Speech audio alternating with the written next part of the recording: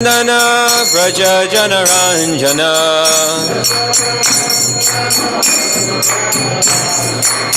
Yamunatira Vannachari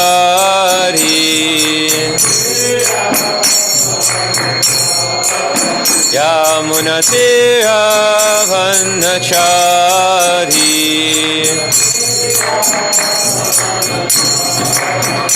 Jaya Radha Madhava Kunja Bihari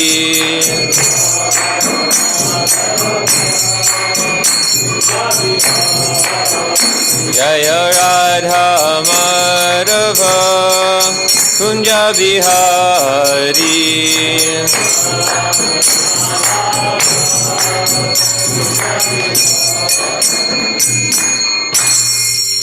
Jaya Om Vishnupad Paramahamsa Parivrajak Acharya Ashtotar Shata Shri Srimad His Divine Grace Srila A.C. Bhaktivedanta Swami Maharaj Prabhupada Ki Jai Jaya Om Vishnupad Paramahamsa Parivrajak Acharya Ashtotar Shata Shri Srimad Srila Bhakti Siddhanta Saraswati Goswami Maharaj Prabhupada Ki Jai Ananta Koti Vaishnava Vrinda Ki Jai Nam Acharya Srila Haridas Thakur Ki Jai Prem Saika Ho Shri Krishna Chaitanya Prabhu Nityananda Shri Advaita Gadadhar Shiva Sadi Gaur Bhakti Vrinda Ki Jai Shri Shri Radha Krishna Gopa Gopinath Shamakund Radhakund Giri Govardhan Ki Jai Vrindavan Dham Ki Jai Navadvip Dham Ki Jai Jagannath Puri Dham Ki Jai Bhakti Devi Ki Jai Tulasi Devi Ki Jai Yamunamai Ki Jai Gangamai Ki Jai Samaveta Bhaktivinoda Ki Jai All glories to the assembled devotees All glories to the assembled devotees All glories to the assembled devotees All glories to Sri Guru and Gauranga Om Namo Bhagavate Vasudevaya Namo Bhagavate Om Namo Bhagavate Vasudevaya Bhagavate Vasudevaya Om Namo Bhagavate Vasudevaya Om Namo Bhagavate Vasudevaya Srimad Bhagavatam, Canto 1, Chapter 19, Text 3 Adya Eva Rajam Rajam Balam Ridha Kosham Prakopita Rupita Ramakula Anala Medahatu Dharatu Abhadrasya Varasya Punaha Na Me Abut Prapiyasi Apyasi Vihi Dvija Vija Deva Eva Gobhyaha Ubhyaha Adyaiva Rajam Balam Ridha Kosham Ajaiva Rajam Balam Ridhapkosham Prakopita Pramakulana Lome Kopita Brahma Bananalome Dahatva Bhadrasya Punarna Me Bhut Rajavad Bhadraja Apiyasi Dir Dvija Deva Gobhyaha Papi Asitir Deva Gobhyaha Adyaiva Rajam Balam Ridha Kosham Prakopita Pramakulana Lome Kopita Brahmakula Nalome Dahatva Bhadrasya Punarna Me Bhut Tathabadrasya Punarna Me Bhut Papiyasi Tir Dvija Deva Gobhyaha Papi Asitir Deva Gobhyaha Adyaiva Rajam Balam Ridha Kosham Virajam Balamadharosham Prakopita Pramakulana Lome Kopita Brahmakula Nalome Dahatva Bhadrasya Punarna Me Bhut Tathabadrasya Punarna Me Bhut Papiyasi Tir Dvija Deva Gobhyaha Papi Asitir Deva Gobhyaha Ajaiva Rajam Balamriddha Kosham Adyaiva Rajam Balam Ridha Kosham Prakopita Brahmakula Nalome Rakupita Brahma Kunala Nome Dahadvabadrasya Punarname Viput Dahatva Bhadrasya Punarname Bhut Papi Asidhir Dijadeva Gopyaha Api Yasidir Dvija Deva Gopya Ajaiva Rajang Balamrita Koshang Kosham Prakopita Brahma Kulanaleme Rakopita Brahma Kunala Nome Dahat Prabhadrasya Punarname Bhut Dahatva Bhadrasya Punarname Bhut Papi Asidir Dvija Deva Gobyaha Api Yasidir Dvija Deva Gopya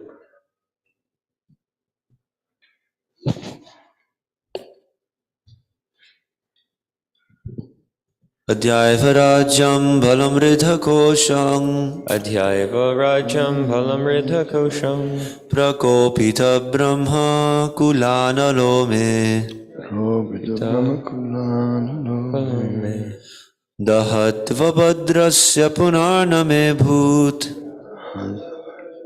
Punarname Bhut Papi Yasidhir Dvijadeva Gobhyaha Deva Gopya Adhyaiva Rajam Balamrita Kosham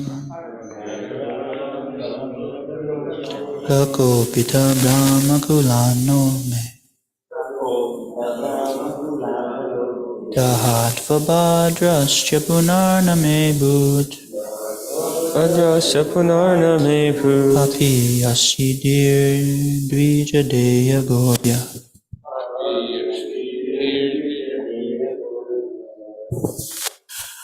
Advaiva Rajyam Balamruddha Kosham Kosham Prakopita Analome Rakupita Brahma Kulanalome Dahatva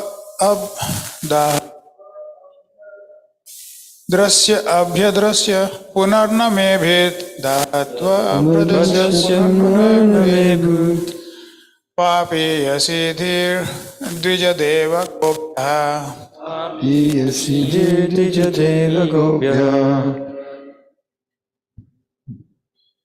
Adhyaiva Rajam Balamrita Kosham Adhyaiva Rajam Balam Ridha Kosham Prakopita Brahma Kulanalome Prita Brahmakula Nalome Danatvav Abhadashraya Punarme Bhat Dahatva Bhadrasya Punarname Bhut Papi Asidir Dvijadeva Gopyaha Papi Yasidir Dvija Deva Gopya Adhyaiva Rajam Balamrita Kosham Adhyaiva Rajam Balam Ridha Kosham Prakopita Brahma Kulanalome Rakupita Brahma Kulanalome Dahatva Bhadrasya Dahatva Bhadrasya Punarname Bhut Papi Asidir Dvijadeva Gobya Papi Yasidir Dvija Deva Gopya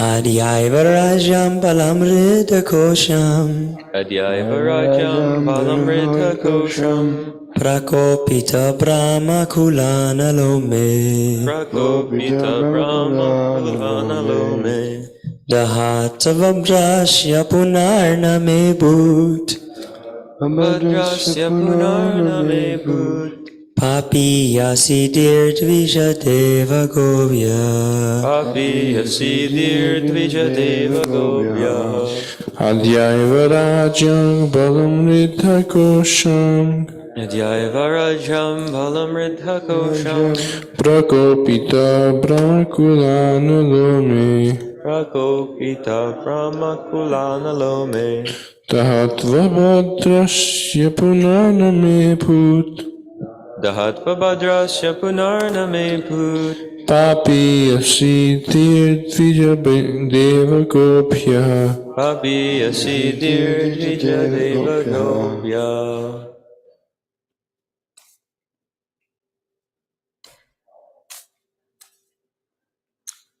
Adya, this day, Eva, on the very, Rajam, kingdom, Balam Ridha, strength and riches, Kosham, treasury, Prakopita, ignited by Brahmakula, Brahmakula. by the Brahmana, community, Analaha, fire, Me, Dahatu, let it burn me, Abhadrasya, inauspicious, Punaha, again, Na, not, Me, unto me, Adbhut, may occur, Papiyasi, sinful, Dihi, intelligence.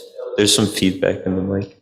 Dvija, Brahmanas, Deva, the Supreme Lord, Gobya, and the cows. Translation. I am uncivilized and sinful due to my neglect of Brahminical culture, God consciousness, and cow protection.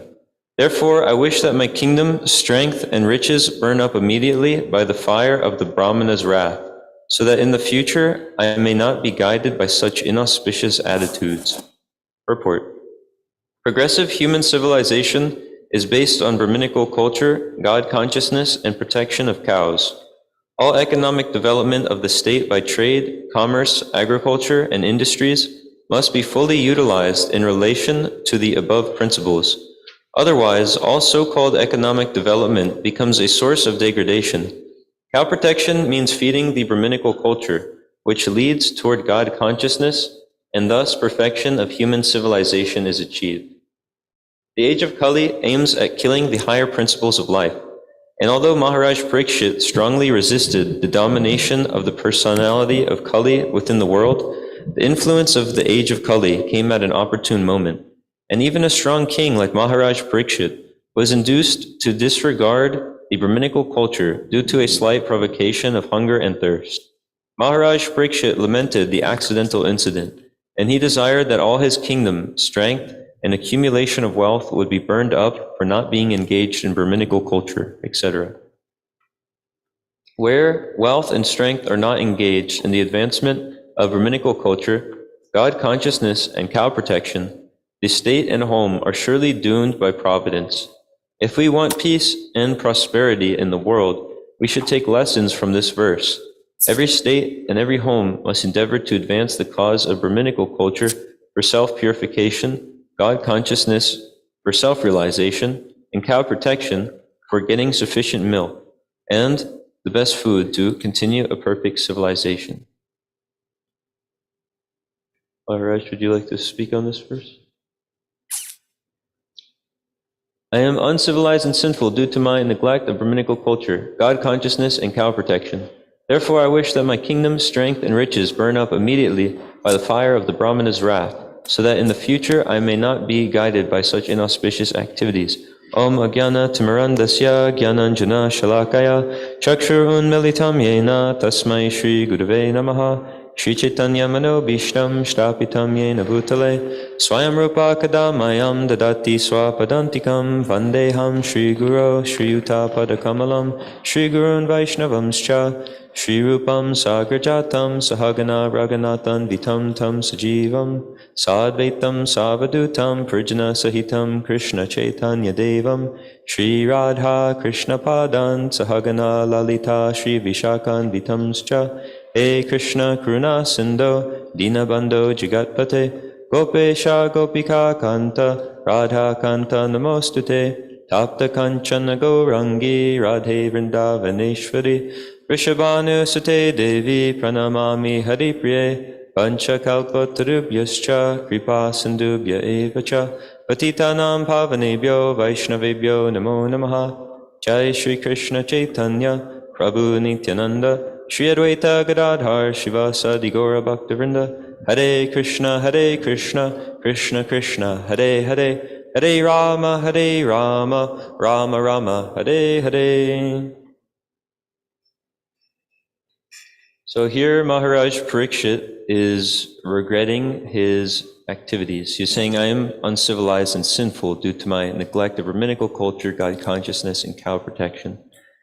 He's not blaming Shringi and saying, this boy is impotent and didn't do the right thing, and I didn't make a very big offense. It was a minor offense. In any ways, I was hungry. No, actually, he's regretting his activities. And this is described as one of the first steps in coming to devotional service, is actually regretting our past sinful activities. Like a Jamil did this. And Prabhupada says that this is very helpful in the pastime of a Jamil. Let me see, I saved it because I always thought it was really helpful. Here's what a Jamil said. Alas, all condemnation upon me. I acted so sinfully that I degraded my family tradition. Indeed, I gave up my chaste and beautiful young wife to have sexual intercourse with a fallen prostitute accustomed to drinking wine. All condemnation upon me. And Srila Prabhupada says in the purport, Shri Shri Gaurnitai Ki Jai.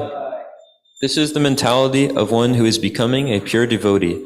When one is elevated to the platform of devotional service by the grace of the Lord and the spiritual master, one first regrets his past sinful activities.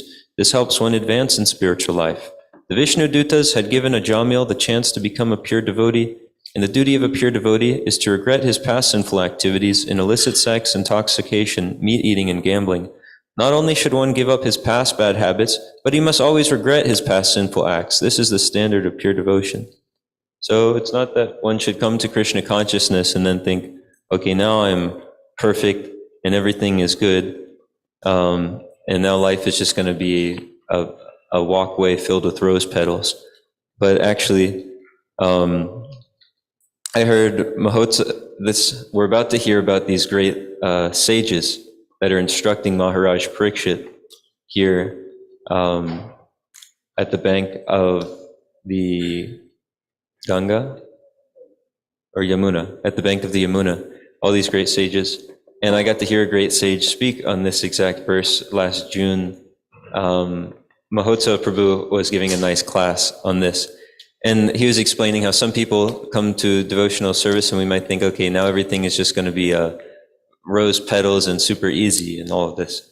But actually, Srila Bhaktisiddhanta Saraswati Thakur describes in one of the purports of the Srimad Bhagavatam that when one comes to devotional service, their pathway is actually strewn with thorns. So the material world is always a difficult place. And when one is trying to preach the glories of the Lord and wake up the conditioned souls, there will be so many difficulties and so many persons of a lower state of consciousness who want to stop the devotees from preaching. So there's so many sorts of challenges, whether it's from other living entities or our own minds and body or natural causes. So there's difficulties, and when one takes initiation, that's the beginning of spiritual life. That's the beginning of spiritual life. Anyway, sorry, the point I was trying to make, and I'm getting it all confused, is that it's not that once you take up devotional service, it's all easy, but that's actually the beginning. That's where the real fight starts. So a devotee is actually seeing, okay, I've done all these terrible things. Now, what can I do to make sure that they don't happen again? And how can I progress forward in spiritual life? Therefore, I wish that my kingdom, strength, and riches burn up immediately by the fire of the Brahmana's wrath, so that in the future I may not be guided by such inauspicious attitudes. And throughout the purport, Srila Prabhupada is emphasizing the importance of Brahminical culture and how that's actually needed for human society. Brahminical culture, God consciousness, and cow protection. These are the things that Maharaj Parikshit was stressing here. So they're very important, especially in the age of Kali, where the majority of people are born in a civilization without any real culture, with a demoniac culture. So these things are born in a culture where things are going against the scriptural injunctions and against the goal of life, which is to realize who we are as an eternal servant of the Lord, realize who that Supreme Lord is, and engage in His service. And so one of the things involved in that is cow protection. And I remember there was one of my favorite points was made in that class that I heard on this verse, where Mahotsa was asking everyone, does Krishna live on the planet of, or no, he was explaining how Krishna is he holds the brahmanas and the cows very dear. Like there is that verse, Namo Brahmanya Devaya Go Brahmana Hitaya Cha Jagaditaya Krishnaya Govindaya Namo Namaha. And he asked everyone, who is more dear to Krishna, the brahmanas or the cows? What does everyone here think? Yeah, the cows.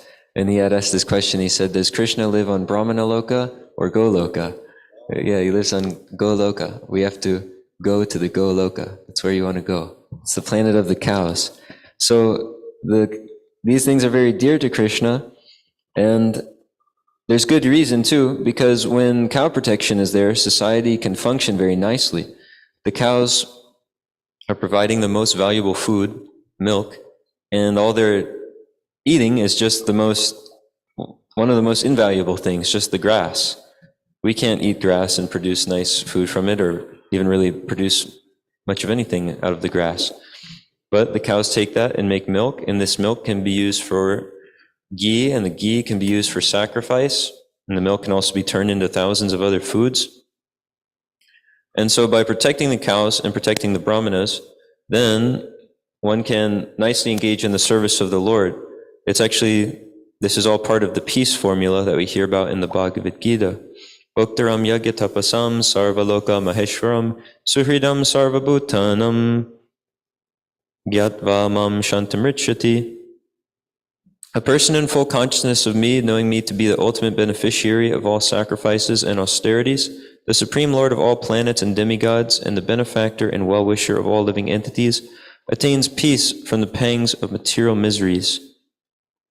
So these things are all involved in worshiping the Supreme Personality of Godhead.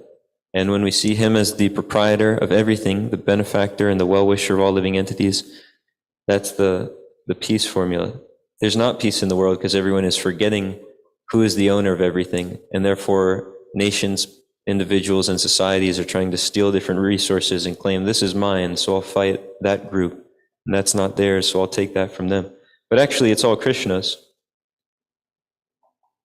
Cow protection means feeding the Brahminical culture, which leads toward God consciousness, and thus perfection of human civilization is achieved. So the Brahmanas are meant to guide the society, and they can do so by they're fully engaged in knowing what is the goal of life. They're studying the scriptures and they're worshiping the Supreme Personality of Godhead. So like I was saying, that can be done nicely with cow protection because the cows provide the ghee and all sorts of other things. And then when the Brahminical culture is nicely maintained, there's an actual head to society. Because without the leaders of society, the Brahmins, then it's like society is a body without a head. There's huge legs, because everyone in Kali Yuga is more or less a Shudra, as explained in the scriptures. And then there's a big belly, a big Vaishya community, mercantile community, but there's no arms and there's no head. So a body wouldn't really function with that. So when Brahminical culture is maintained and people follow Brahminical standards, then society is led very nicely in the right direction. The age of Kali aims at killing the higher principles of life, and although Maharaj Parikshit strongly resisted the domination of the personality of Kali within the world, the influence of the age of Kali came at an opportune moment. And even a strong king like Maharaj Parikshit was induced to disregard the Brahminical culture due to a slight provocation of hunger and thirst.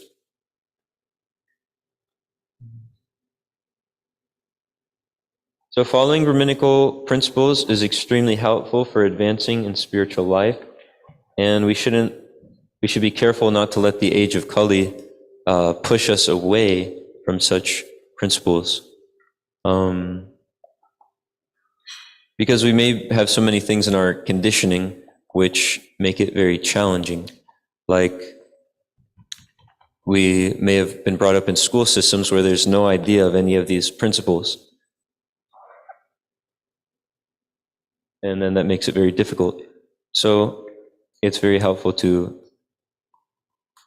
know what are the principles of Brahminical life by studying the scriptures.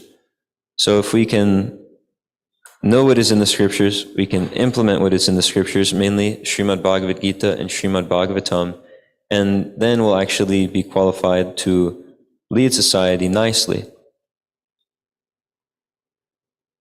Yes, Bhakti Fred Prabhu?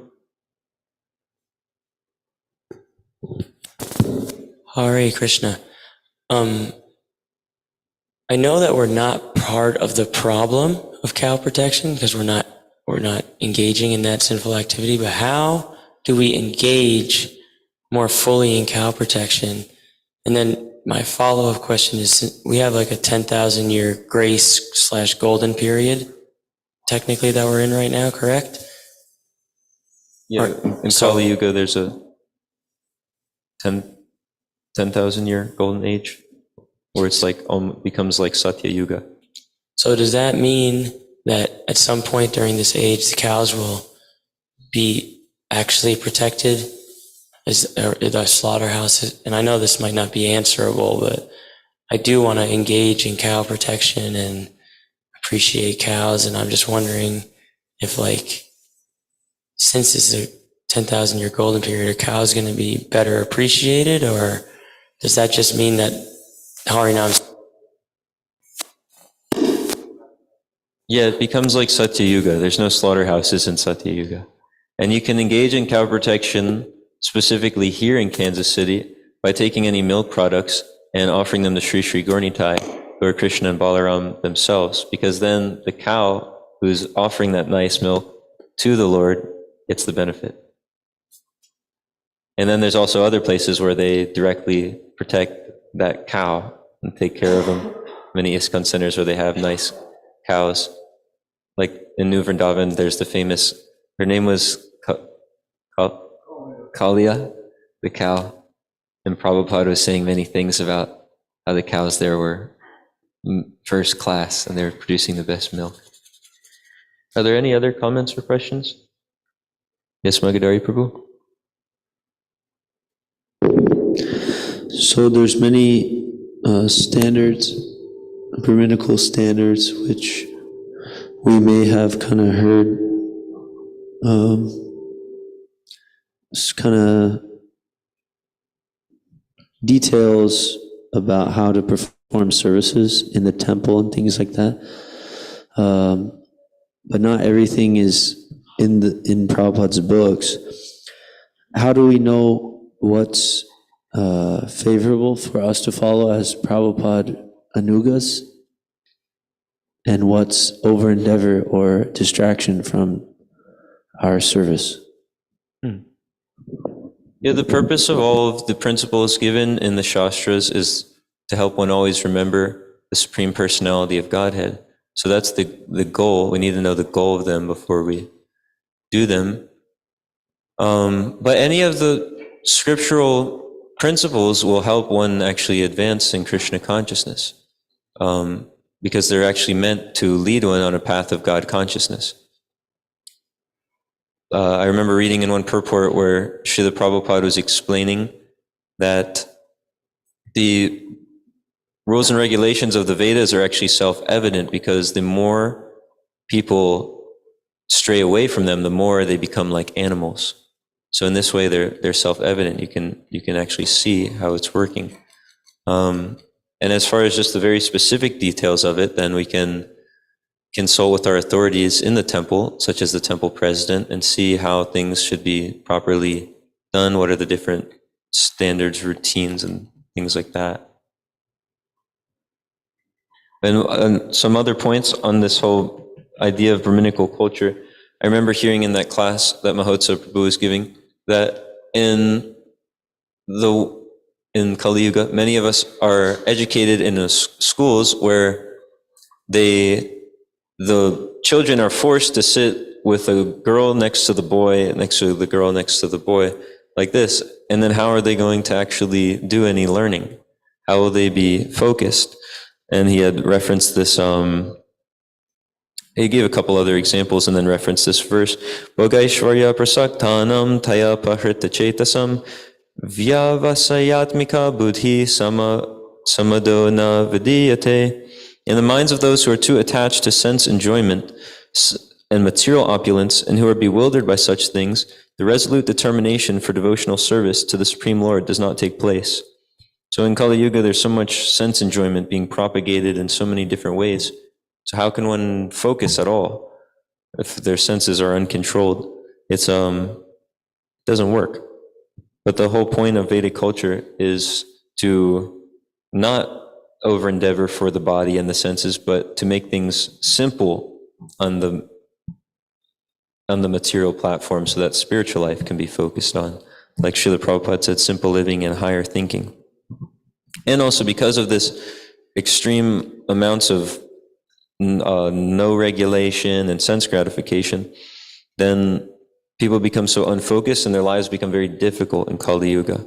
Like there's another verse where it's explaining that in this iron age of Kali, men must always have but short lives.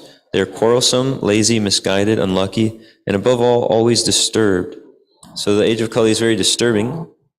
Therefore, when there was a slight provocation, this thing that was barely an offense, we see such drastic consequences. Maharaj Parikshit was cursed to die in 7 days for something that it's totally uncalled for. So therefore, in the age of Kali, it's imperative that we actually take to Krishna consciousness, which is the simplest and most effective way to get rid of all of these bad qualities within ourselves and then within the whole world as well. And that can be done very easily by chanting Hare Krishna, Krishna Krishna, Hare Hare, Hare Rama, Rama Rama, Hare Hare. Are there other comments or questions? Yes, Maturnath Prabhu?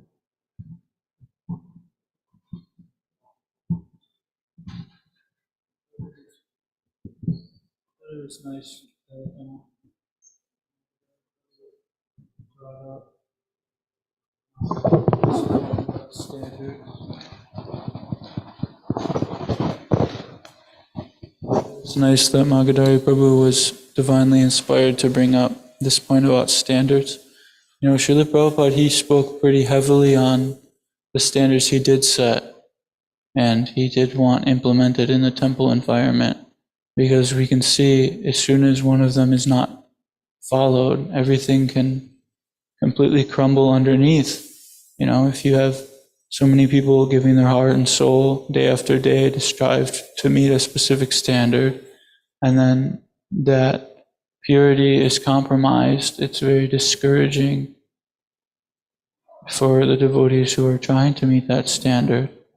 So I'm wondering, you know, I know Prabhupada, he spoke strongly against hypocrisy. I mean, this is the definition of hypocrisy, basically.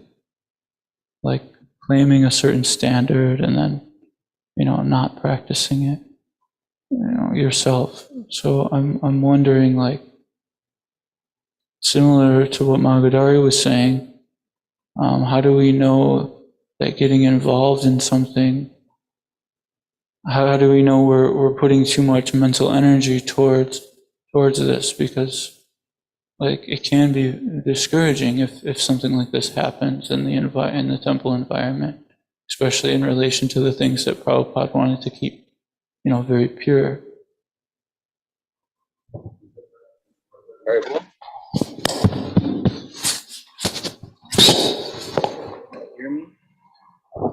Would you mind being more explicit?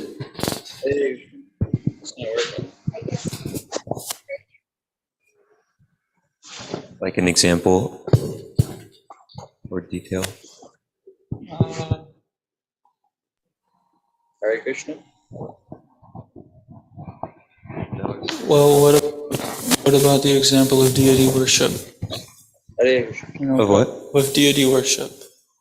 Like Prabhupada set a specific standard. The standard's in place for a reason. You know, if the cleanliness principle is not met in deity worship, the devotees in the community are not going to be inclined to meet the standard of cleanliness anywhere else. This is supposed to be like there's supposed to be a very high standard, or at least a Kali Yuga high standard for deity worship.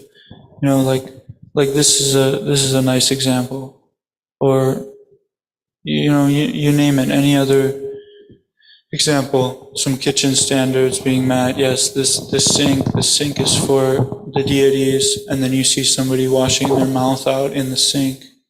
You know what I mean? How inclined are we going to be to follow that? You know, so how much mental stress should we be given? Because it seems it's very discouraging when these things happen. Yeah, for the deity worship and in the kitchen and this overall theme of cleanliness, it's actually extremely important that there's a high level of cleanliness involved in those activities. Krishna is the supreme pure, so we want to do things very purely for him. So if we're cooking for the Lord, then we keep ourselves very clean. We know what is muchi, what is suchi, what's considered not clean. Those things should be followed very strictly because we're offering these things to the Supreme Personality of Godhead. There's a comment on the Zoom. Yes, Hare Krishna. Can you hear me? Yeah. Yeah. So of course, there's standards that are set by Srila Prabhupada, and we try to endeavor to uphold them. But we can't expect that at all times, all places, people are going to be able to follow them. And it's like it's like you have, you're growing towards a standard, right? And to maintain that standard and to increase it, then there has to be a purification and education about the direction you're going. And in my experience, it's like you can say, okay, this is the standard we want. And that person can even be the one who's saying they want the standard like that. But because in the moment, with doing some service, influenced maybe too much by being rushed or whatever, then the standard becomes compromised. And so, and this happens with all of us, except for the great pure souls, but all of us neophytes who are struggling to become purified, these transgressions, you could say, of the standards are going to happen.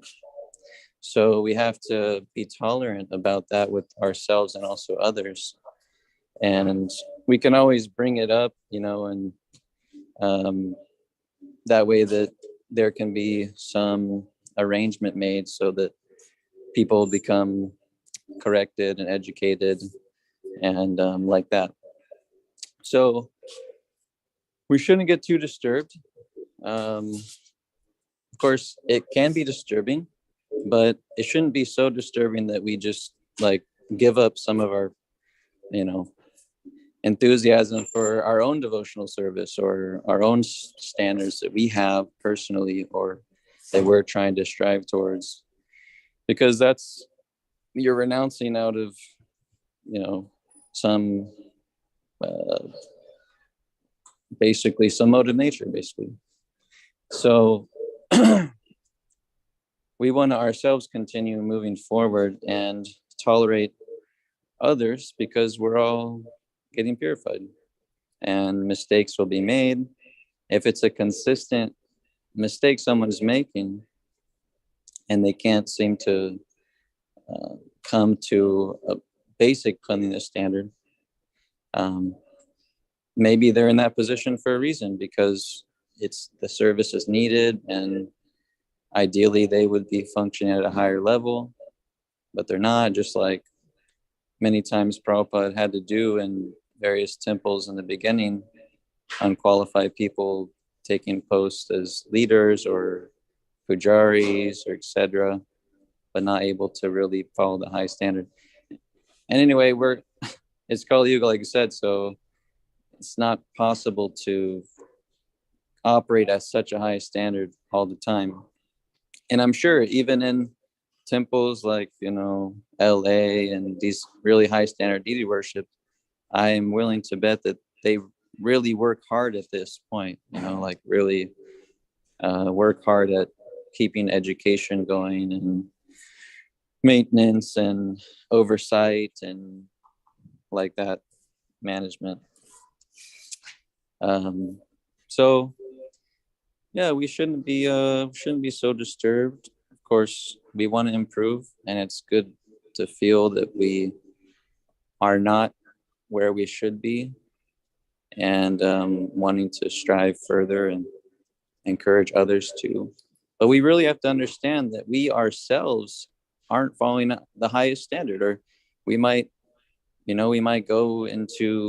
may not be very clean even in our personal selves. Like, we might be a pujari and we may not wear clean cloth, or we may, go into the kitchen when we're, chewing something, or, these things happen. And it's like, when you tell someone like, hey, you're chewing something in this kitchen, like, what's going on? Then it's not like they're intentionally, at least for the most, if they're not intentionally doing it, they're just like, oh, I'm sorry. Like, I'm sorry if I just slipped up. But if they're like, then that's okay. The correction can be made and educated. But if someone's just like, oh, yeah, I don't really care, then that's a serious problem, But so these are some points. I was just responding to this question.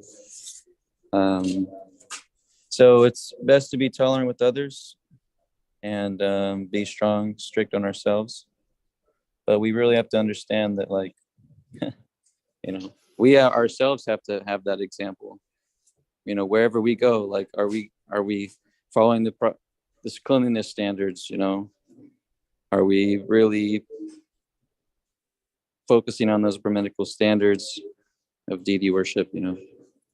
Wherever we go, are we making a mess? Are we cleaning it up? Are we striving for that?